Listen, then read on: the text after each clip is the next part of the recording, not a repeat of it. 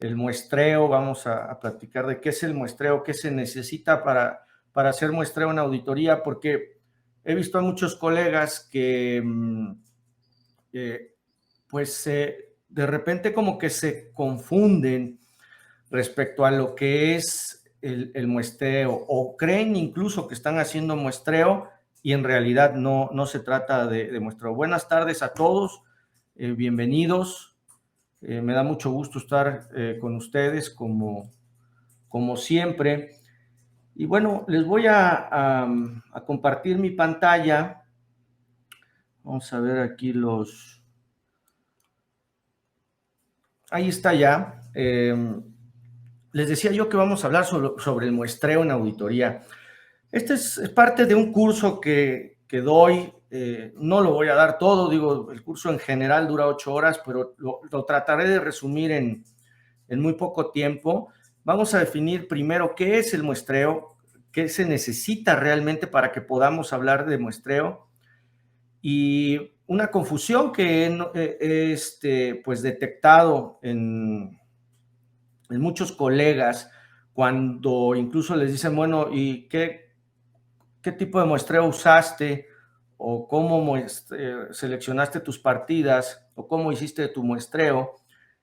Y la respuesta es, pues, seleccioné las partidas mayores a determinado importe.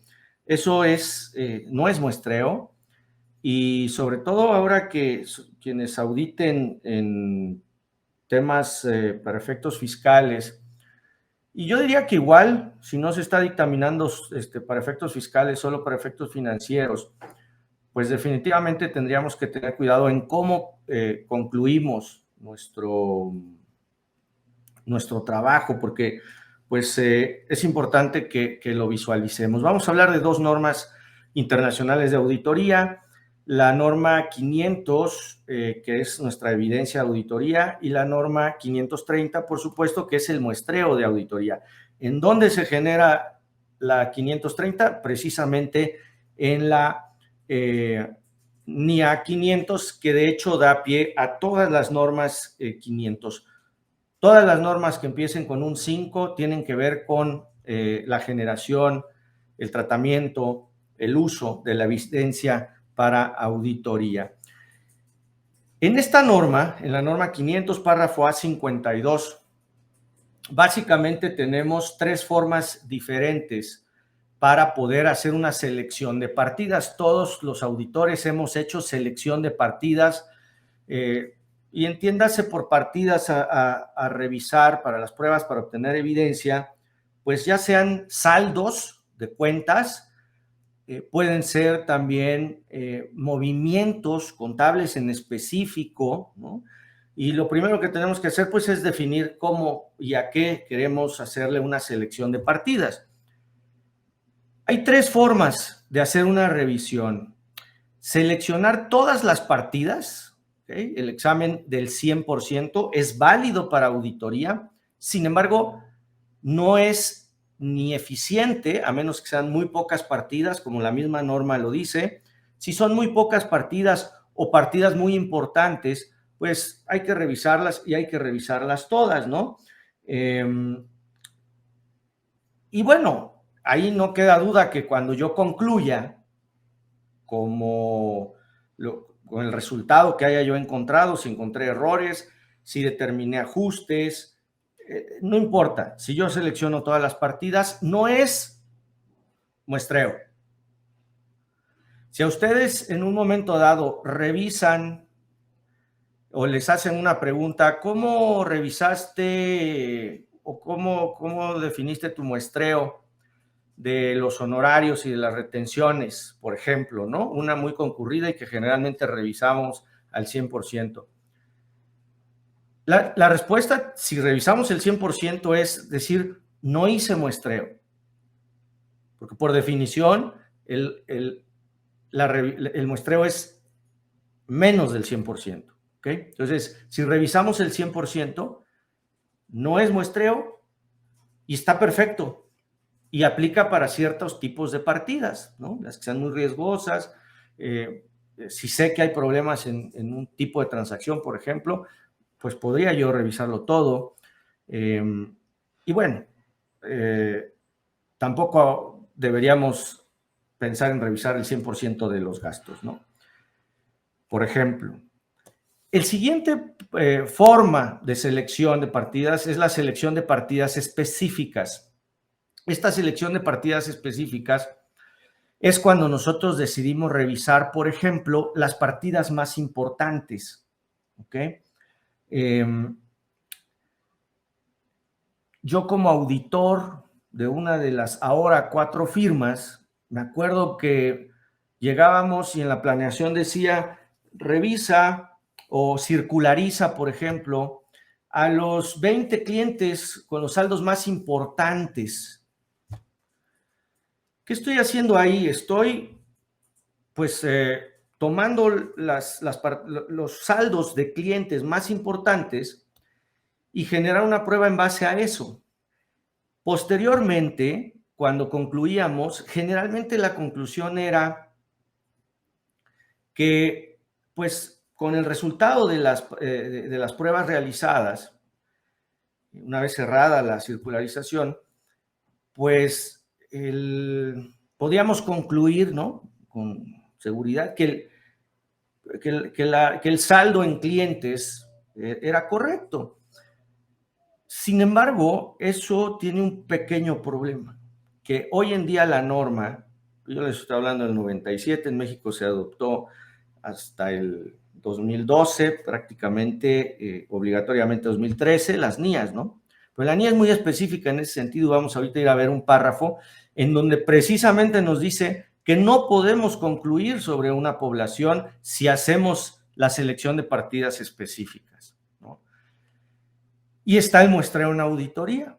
¿Cuál sería la diferencia en el ejemplo que les estoy dando? Primero, que la selección de las partidas no debería ser de las más grandes hacia abajo o las 20 más importantes. Tendría que ser al azar. ¿Ok? Si nosotros hacemos una selección al azar de las mismas 20, me estoy especificando el tamaño de la muestra, pues van a salir partidas, pues a lo mejor no van a salir las 20 más grandes, pero va a ser aleatorio. Y eso es lo que hace que se convierta en muestreo.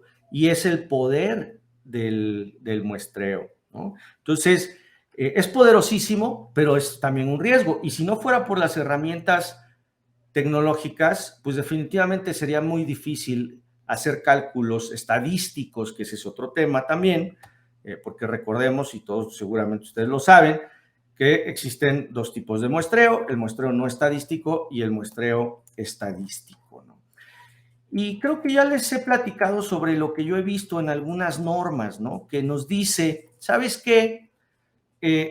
Tienes que hacer esto, pero no te dice cómo, ¿no? Aquí pues habla sobre la selección de todas las partidas, cuando son un número reducido, cuando hay un riesgo significativo. O, y esto es muy interesante, ojo, tecnología. Vean la tercera opción para hacer una revisión de todas las partidas. La naturaleza repetitiva de un cálculo o de otro proceso realizado automáticamente mediante un sistema de información, o sea, un software, que hace que resulte eficaz en términos de costo un examen del 100%. Y algo muy interesante que me pasó con uno de nuestros usuarios hace pues, como 15 años, que le mostré un sistema, en ese momento, ese sistema ya no existe, se llamaba SICAFI, Sistema de Cálculos Fiscales, y hacía eso, hacía cálculos al 100%, en automático, prácticamente en 20 minutos podías tener todos tus cálculos y al 100%, o sea, no es que vayas a revisar el de la empresa, sino lo podías hacer al 100%. Y la respuesta fue, no, Rafael, yo soy auditor, yo no soy el contador de la empresa. Mi trabajo no es hacer, mi trabajo es revisar. Digo, ¿pero cuánto te tardas en revisar los cálculos? Pues en promedio 4 o 5 horas. Bueno, ¿por qué no te tardas 20 minutos? Y si llego a lo mismo que llegó la empresa que estoy auditando, pues, ¿cuál sería el problema, no? ¿Y qué pasa? Aumentas tu seguridad, disminuyes tu riesgo de auditoría prácticamente a cero en ese punto, ¿no? No estaban vigentes las normas internacionales, esto es lo que dice la norma. Entonces, ¿está bien hacer nosotros en auditoría en una forma repetitiva un examen al 100%? Por supuesto. ¿Y en qué nos debe resultar eficaz? En términos de costo. Entonces, es algo pues bastante interesante en ese sentido. Cada vez más, colegas, y esto hablamos hace 15 días, ¿no? Sobre los paradigmas que teníamos y cómo nuestra práctica se está automatizando en todos los sentidos. Hay documentos que hablan sobre el futuro de la auditoría y sobre poner robots literalmente para estar revisando el 100% de las transacciones.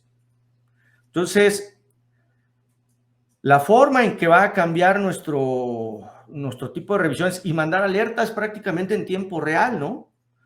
Oye, dieron de alta un nuevo proveedor, dieron de alta una nueva cuenta, este monto se sale es una partida típica, por ejemplo, de esa cuenta, etcétera. Y nosotros tendremos que aprender a programar esos robots y no crean que va a ser un humanoide, un robot humanoide con forma de humano que se siente en un escritorio. No, va a ser software. Y ese robotcito va a estar cachando todas las transacciones de los sistemas para que en base a nuestra forma de programarlos, vamos a decir, a mí me interesa esto, a mí me interesa esto, ¿no? Y prácticamente las revisiones se van a poder, acuérdense de mí, ojalá lleguemos a viejos, ¿no? Y a lo mejor dentro de 30 años, pues vamos a verlo y vamos a vivirlo, ¿no? Y va a ser lo normal. Sin embargo, eso ya existe, ¿eh? No estoy diciendo que va a existir, ya existe, pero se va a generalizar en la práctica. En esta parte o en esta siguiente página, la selección de partidas específicas, ¿no? Elementos clave o de valor elevado, ¿no? Las partidas más importantes, cuando te dicen, tómate los gastos más grandes, ¿ok? Todos los elementos por encima de un determinado importe. Oye, tómate los mayores a 10,000, a 50,000, a 30,000. Oye, pero la norma lo dice, sí, claro. Elementos para obtener información. Si es la primera vez que audito, por ejemplo, yo puedo seleccionar ciertas partidas, ¿no? Específicas, como para aprender un poco de cierta pues, operaciones que tenga la empresa, ¿no? Miren, este párrafo es el A55 de la NIA 500, ¿ok? Y es el punto importante, creo, de que ustedes visualicen, ¿estoy o no estoy haciendo muestreo? Si reviso las partidas más importantes, ¿okay? Si las más grandes de un importe específico, no estoy haciendo muestreo. ¿Y qué nos dice el párrafo A55? Aunque el examen selectivo de elementos específicos de una clase de transacciones, podríamos estar hablando de ingresos o gastos, ¿no? Adquisiciones de activo fijo, ese es un tipo de transacción, una clase de transacción. O de un saldo contable, podríamos decir los saldos de clientes, ¿no? Será un medio eficiente, o sea, dice con frecuencia, ¿eh? No dice es